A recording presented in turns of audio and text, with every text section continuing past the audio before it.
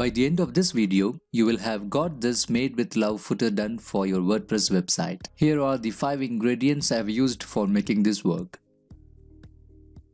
First, as with anything, please take a backup of your website before editing any code files. Also, get the Genesis Simple Edits plugin installed and activated. We will need it in a few minutes. Alright, in your WordPress dashboard, click on Appearance and then Editor. Then go to the functions.php. Scroll to the end of the page and paste the code given in the description link.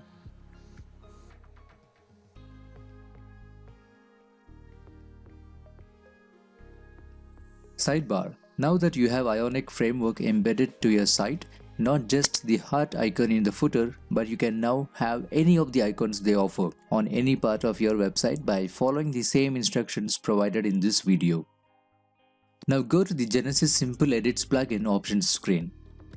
Under the footer output, check the box that says Modify entire footer text including markup, then paste the code as given in the description.